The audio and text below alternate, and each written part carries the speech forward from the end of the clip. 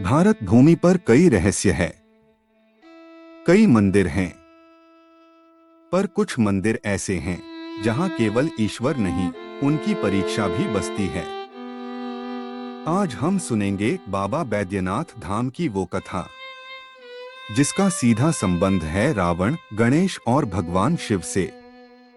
रावण राक्षसों का राजा, पर वो एक घोर शिव भक्त भी था।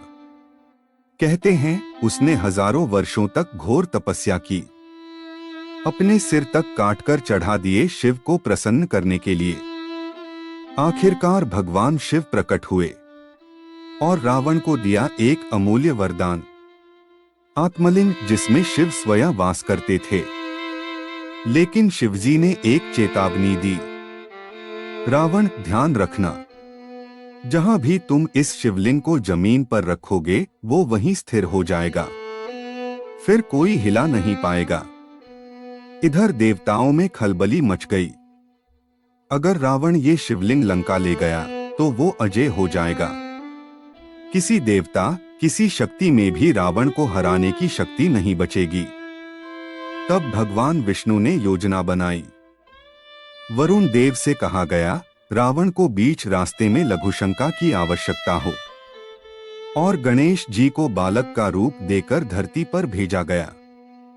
जैसे ही रावण देवघर के पास पहुंचा, उसे लघुशंका लगी। तभी एक ग्वाले जैसे बालक को देखा जो असल में गणेश जी थे। रावण बोला, हे बालक, ये शिवलिंग संभाल, मैं अभी आता हूं। ध्यान रहे जमीन पर मत रखना। बालक बोला, ठीक है, पर मैं ज्यादा देर नहीं पकड़ पाऊंगा।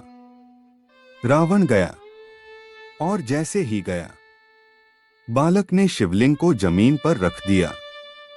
शिवलिंग भूमि में धंस गया और वहीं स्थिर हो गया। रावण आया और देखा शिवलिंग जमीन में गड़ चुका है।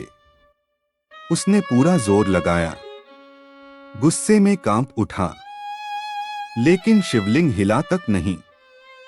क्रोधित होकर उसने अंगूठे से उसे दबा दिया, और वही निशान आज भी इस शिवलिंग में मौजूद है। तभी आकाशवाणी हुई, रावण, यह मेरी लीला थी। यह शिवलिंग अब यहीं रहेगा, जहां करोड़ों भक्त मेरी आराधना करेंगे। रावण निराश हुआ और वहीं बैठ गया। उसके शरीर में तप की अग्नि से घाव हो गए थे। तब स्वयं भगवान शिव ने वैद्य रूप में उसका उपचार किया। तभी से शिव को इस धाम में बाबा वैद्यनाथ नाम से जाना जाने लगा। बाबा वैद्यनाथ शिव जो अपने भक्तों के कष्ट हरते हैं।